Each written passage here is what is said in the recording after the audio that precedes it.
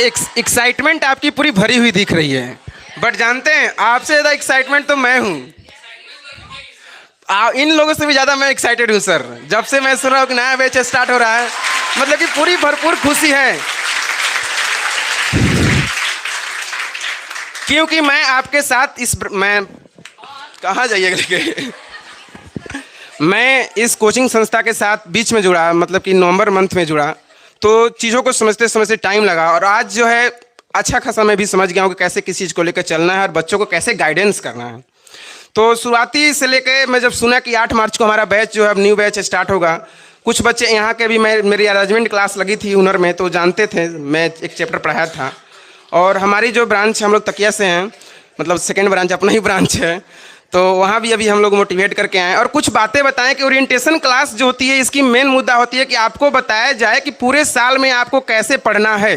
यदि आपके पिछले साल में यदि मार्क्स की किसी भी प्रकार से त्रुटि रह गई, मतलब कि कमी रह गई, जैसे कि अगर किसी 40-50 मार्क्स का नंबर हुआ और आपके 10-5 नंबर आए, चीज़ें समझ में नहीं आए, तो भूलने का मतलब ये नहीं कि जितना पढ़े हैं सब भूल जाइए।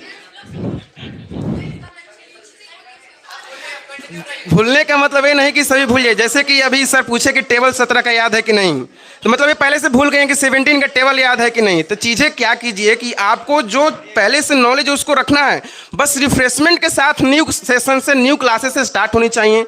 जहां आपकी लैकिंग हुई कि हाँ मुझे ऐसे ही पढ़ना चाहिए जैसे मेरे टेस्ट की परफॉर्मेंस वेस्ट हो, तो आपकी अपनी उस परफॉर्मेंस पर ध्यान देनी है।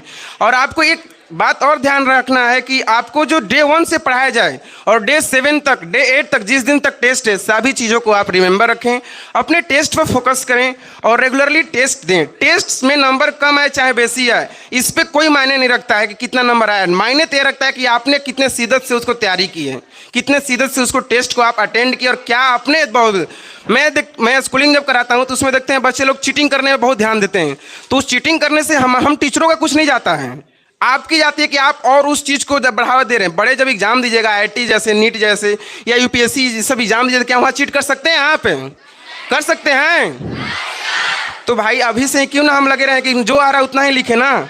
मैं भी जब किसी क्लास में सिर्फ 7 में था तो दिवाली पर लेख नहीं याद किया था, और मुझे सिर्फ एक लाइन नहीं आता, और मैं पूरा एकदम बड़ा सा छुट्टा लेके गया और चीटिंग करने लगा और पकड़ा गया।